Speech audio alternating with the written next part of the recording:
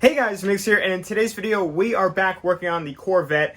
So I've been ordering a bunch of parts for this thing over the past week or so, and I'm finally starting to get some in. And one of the biggest things was, obviously we have the dash part right now, and I just got one of the parts in that is going to let us, once this is done, put the dash back together and begin reassembling everything. So as you guys can see right here, we have our little gauge cluster, and we've determined that this tachometer is completely just not good anymore because there's apparently a little test with Corvettes that if you just move it physically and it moves around like that, then it's a sign that the tachometer is bad.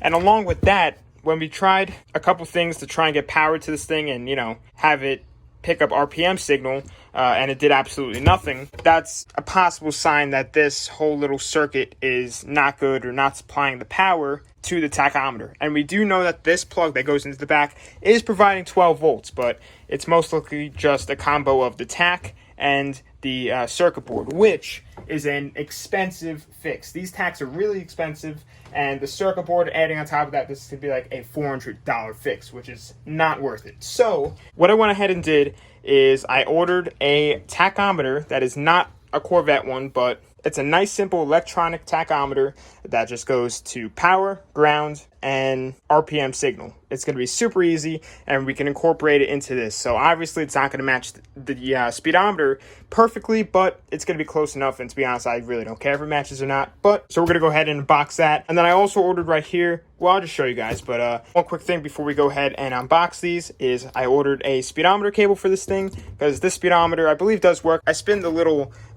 thing back here and the speed does start moving. So this is a mechanical speedometer, so even if the circuit board is bad, this speedometer will still work. But with all of that being said, let's go ahead and unbox this stuff and see how it looks. Alright, so first I'll go ahead and just unbag this little tiny cool little part I was able to find.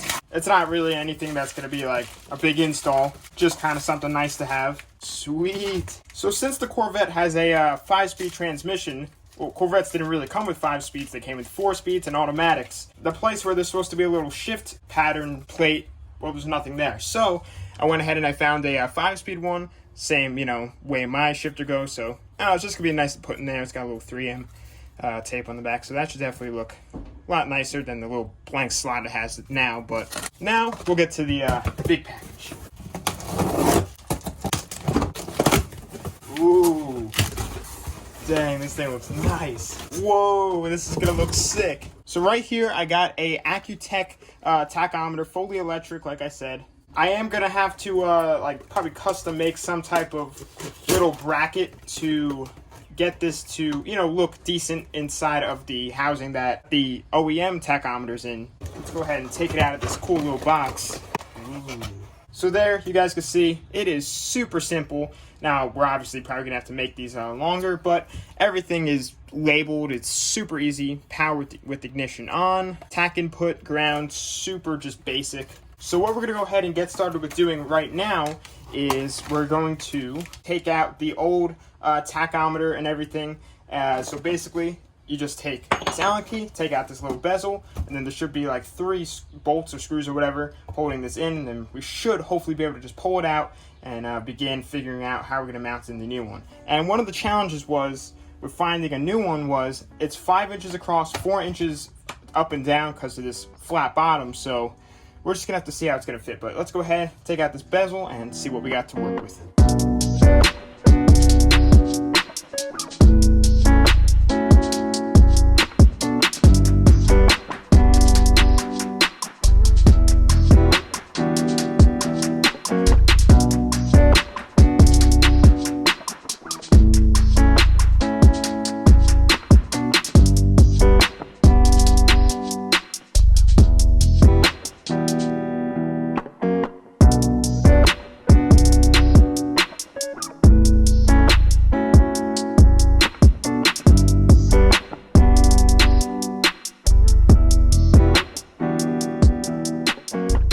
Alrighty guys, so it's a little bit while later from the last clip you guys saw, and I actually did a lot of work off camera just because I want you guys to be able to see, from what you guys last saw to it being completely done. I've just finished it completely, and it looks pretty awesome. So, well, here it is. So here is the new tachometer all mounted up into place. I'm gonna wait to pull off the tape protector right on the screen until it's fully installed, but it came out really awesome. And some of you may notice it, some of you may not, but when I was actually filing down the little bezel to you know, get this to be able to like sit in here firmly, this entire bezel piece actually cracked bad in the vise. Even though I had like a glove around it and I didn't even tighten down the vise really tight, it still cracked. So I don't know if you guys are gonna be able to see where it cracked, but this whole top piece way up there, zoom in on it, really expose it, but that whole top piece completely cracked off. But I went ahead and repaired it, and I actually repainted the entire bezel. Luckily I had the same color as it was before, so it does look a little bit cleaner there. But this thing is nice and sturdy in there. 2 hex head bolts right in the back, you know, keeping it nice and tight. And I also cut out this little tiny door for the wires to come through and you know, be able to move freely. But I'm really happy how it came out. And you guys probably saw like the little pieces of sheet metal I cut out. I painted those black and I filled it in because there was obviously gaps in there, and you saw like all up in there, so it didn't look good, but I filled it in with the black and it's all mounted up nice and sturdy in there, so it's not like it's gonna fall apart when I'm driving or whatever. This thing is solid. So guys, with that being said, it is time to put this thing into the Corvette. Actually, on the second hand, I didn't realize how late it was, and I need wire to run, you know, the wiring for the power, ground, and tach signal. What's on the back of there is definitely not enough, so the place to get wire is closed, like I said, but so that means I'm gonna have to wrap it up for tonight. But actually, before I go ahead and completely wrap it up, we could go ahead and just stick this on and see how she looks. All right, so let's go ahead and put it on right now. So that definitely looks a lot better than just like the plain space that was there. But anyway, guys, with that being said, I'm going to be ending it off here, and I'll catch you guys in the morning when we should be able to get this interior back together. Well, not this seat just yet. Maybe the seat. I don't know. Who knows? But we'll just figure it out tomorrow. But with that being said, see you all tomorrow. Alrighty, guys, so we were back here the next morning, and I just went to the hardware store, and I got a bunch of wire and everything, and I got everything out here. So what I'm going to do first is just get all of the wiring ran for the tachometer. I'm just going to throw it up here in place, get, you know, everything distanced correctly and everything like that. And then once all the wiring is ready to go, I'm going to go ahead and begin putting in the dash, and then I'll permanently wire in the you know, the cluster and everything once the dash is set in place. Then we got all the plugs and everything we got to plug in and everything like that. Get the center in and secure. It's definitely going to be a little bit of a tedious process just because, you know, the dash is kind of difficult to get in and out of here, and plus the tachometer can only go in when the dash is like in plus out. I don't know, it's very confusing, but it's going to be a little bit of a puzzle, but we'll get it done like we always do. So with that being said, let's go ahead and begin getting this thing wired up. And we're probably also going to see if it works before we go ahead and fully install it.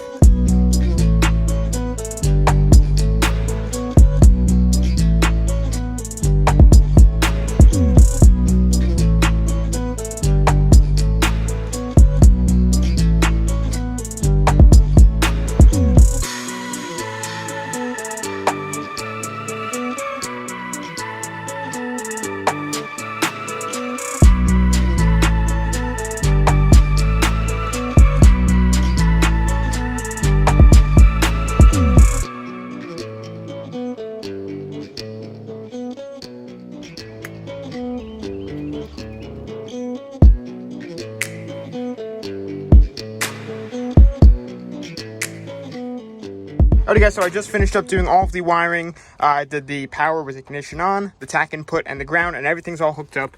I don't believe I have to hook up this one for power full time, because I don't want power full time or else my battery will die. So I don't really know what the point of this is, but I don't know, I guess we'll just see if it works.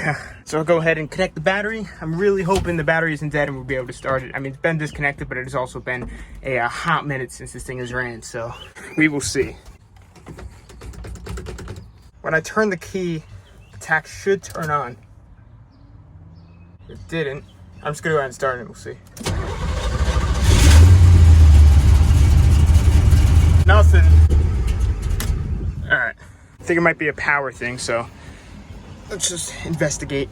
Alright, guys, so I just ran a wire directly to the battery and the tachometer just turned on. So we might actually need that for full-time power so it can operate maybe, but I'm gonna fire it up and see what happens. Yep, turn the key, boom. Okay, I think that's what we needed. No way! We got tach! Okay. All right, this thing hasn't ran in a while. Yes! We got tach signal. Come on, baby. Woo! So with the way my ignition is, it's an HEI ignition, I believe, and those use tach filters just because the way it comes out sometimes can make the tachometer act sporadic. So if I do need a tach filter, it's not a big deal. I can do that under the hood and we can still put the dash back on, but as it is right now, the tach might be a little bit jumpy, but it seems to be reading accurate. It comes from factory, set as 8 cylinders, so we don't gotta mess with that. And the shift light and everything is at 8,500. I'm sure this engine doesn't rev that high, but I could always reset it, and I honestly don't really even know if I want a shift light, but yes. So I've been letting this thing warm up a little bit, but I'm gonna hit the gas and see if it moves. Woo! Yes, that is awesome. All right, so now that we know it works and everything, I could go ahead and disconnect everything, so then we can have room to get the dash in. Sweet, and it turns off.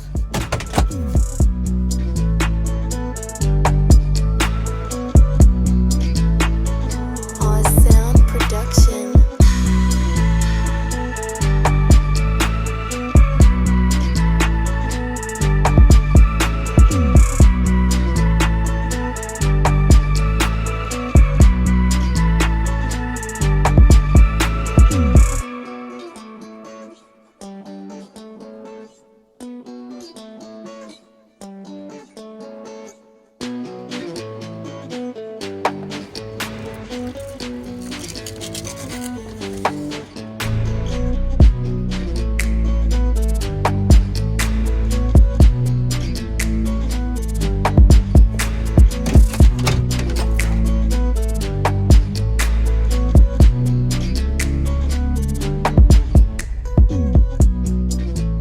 Alrighty guys, so a long time later, the dash is finally in and looking awesome.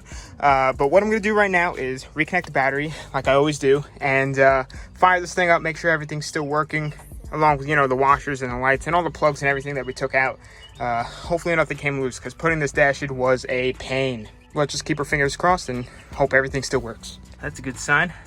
And I did you know, fix up all the wiring and everything like that, but this speedometer cable is going to be there for the time being until I get a part I'm waiting for the transmission.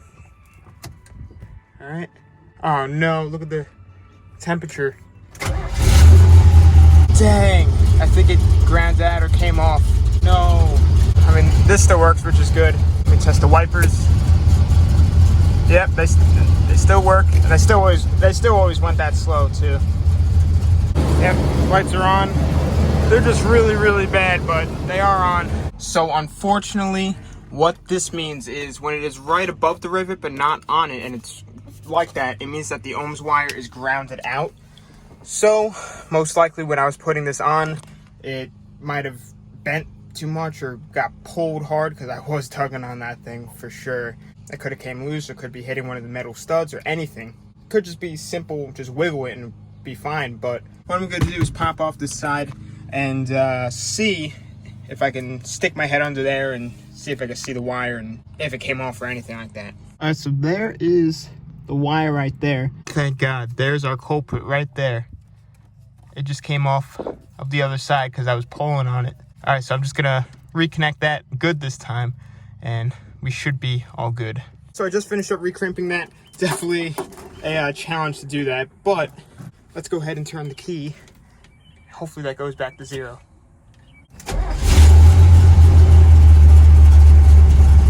As after a ton of going back and forth underneath this thing, we finally just got it to 0 out and let it begin its climb.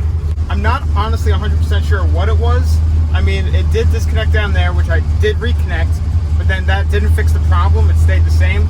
But then I went ahead and I reached my arm way up underneath there and behind there, and I loosened up the nut that holds the connection for the ohms wire, and I just loosened it up because it looked like I might have did it a little bit too tight, and it made the circuit board kind of wrinkle a little bit. But when I did that, it zeroed out and it should be good to go. But I'm definitely going to keep my eye on it. But That means everything in the center is working. We have a tach that's working. I just gotta set the clock on that, but I don't really mind. So I'm just gonna let this thing run for just a little bit, just see if the temp gauge will climb and everything, and we'll be good.